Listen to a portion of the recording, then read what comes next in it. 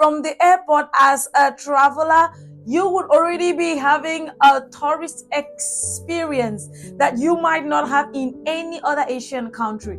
I'm talking about Singapore. Singapore Changi Airport is one of the best, if not the best in the world. I mean, their accolades, follow them because they have done way more than any airport. I haven't traveled the world yet, almost 20 countries, I think, and I can guarantee what I saw in Singapore is what I don't know if I'll see in other airports. And in my opinion, it really was an experience. Here are some of the many reasons why you should consider this airport. The very first one is the accessibility. The second one is the facilities within the airport. And the last one, which I would say, is the experience, the entertainment. Just give me a few seconds and I will elaborate on that. And the very last one, like I said, is the one reason why, beyond everything, please consider taking a transit. If not, why not just visit Singapore? And you tell me what you think after. If you've been to Singapore already, please drop in the comment section. Let me hear your experience. The first point is the accessibility, as I mentioned earlier. Changi Airport is actually located in the extreme edge of the tiny little country, and it's fairly easy. It was established in 1981 and has just been on a constant progress. This airport is extremely large. I mean, like really big. And it was a really surprising experience for me. How can you access this airport? You can go through, like if you're already in Singapore or if you want to go to the city, you can use the buses. There are actually a lot of buses that go to the airport. But I must warn you, based on my experience, I took a bus from, I was living around Chat area, that's East Coast side, and I went to the airport. Guess what? I was about to board a flight, but the place where the bus stop is far from the terminal. I walked an hour dragging my luggage. So my unsolicited advice is, please do not consider taking an a bus to the airport if you're already in Singapore. Secondly, you can absolutely take a taxi, especially if you have a lot of baggage. But I must warn you, taxis are pricey. Singapore is expensive. And the most convenient one, which I decided when I came back to Singapore the second time, is to use the MRT or the LRT. Those are train lines that move in and out of the airport into the city. And believe me, it's absolutely convenient. The Singaporean government has just done an amazing job to ensure transportation is fast, high quality, express, and I'll come back with the adjectives later to add that. So if you are just on a transit, I recommend you use the Skytrain. It's free within the airport to tour and just experience the beautiful country. But if you are having a lot of time, you can go to the tour area where there are special double-decker buses. By the way, for me, it was my first time to see a double-decker bus. Okay, I'm a native, that's okay. You can get the tours with the double-decker. You sit at the top and explore the beautiful city country. If you didn't know, Singapore is just a city that is a country. All right. Some people have quickly and easily said that Changi Airport is actually a resort because the hotel facilities inside. There is a section for a movie theater. There is a section where you can just go in the sky and watch a sunflower garden. There is another part where you can actually see butterflies. What will your children say about you? Thank you, mommy. And there is equally another part with a pile of restaurants. I mean, the dining in that restaurant, in that airport, feels like... Anyway, I will not explain that until you go there and see for yourself. Like, there are just a lot of options. You cannot be hungry in Singapore. And there was also another part which I personally, for me, was the favorite part of my experience in Singapore. This is the Jewel Changi. Jewel is a large, gigantic section of this airport where they have a kind of waterfall. I don't know how to describe that. The pictures and videos will explain more. And the day that I went there, actually in 2023, they had a light show. So this show is where you see Marvel characters and Disney characters portrayed in light. I was mesmerized. I'm not a movie fan or, but I was impressed by how much effort and technology that Singapore has used to just make Singaporeans and some of us traveling to their country have a time to relax.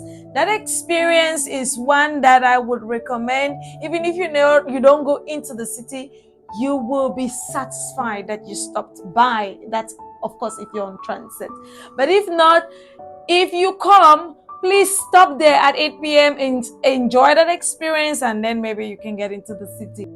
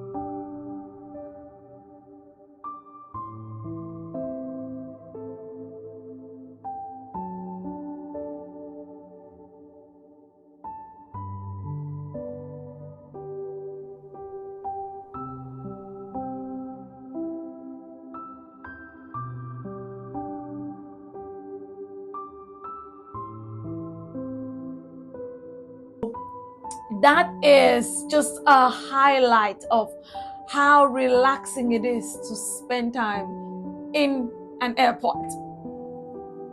When it comes to the aspect of security and security, I don't know why I said that 2 times. It's actually very safe to be in that airport. I didn't feel an inch of, anything, like it was just beautiful. But I must mention this as a Cameroonian, and I'm not sure if it applies to all Africans, but I would just say it, my brothers and sisters from the continent. If you're coming to Singapore, make sure you have your two-way flight tickets. And if you want to be on the safer side, make sure you check your country period, like how long are you allowed to live in Singapore. I booked a 2-month flight and I didn't know that Cameroon is accepted just for 30 days maximum. So make sure that you have a lot of money to convince the Singaporean immigration that you are able to stay there. Come with your bank statements and of course your passport and every legal document that proves you're working, because Singapore is expensive and the immigration is curious to know if you can take good care of yourself. If not, you might be detained and deported. I mean, like from the airport. So on the safer side, I actually saw people going through that with my 2 eyes. I didn't hear from somewhere, and I equally had to go through a scrutiny to check, because of course it was really strange for them to say Cameroonian coming to stay there for a long time. I ended up spending almost a month in Singapore, but that's because I showed them enough documents and proof that I have been traveling before. I've lived in different countries and I had enough money to take care of my stay. Not to my people from the continent. I'll finalize this airport review by telling you that please just like, subscribe, and click on that notification bell, because I have a ton of things I'll be telling you that I was able to do in Singapore. And believe me, that is not just a city country, it's a hub of a lot of things. Almost every day I went out and I had an experience that I haven't been able to finish writing and blogging all of that. By the way, for more details, please check out my blog, included in the description below, and you'll be able to read in detail. In my niece's voice, bye-bye.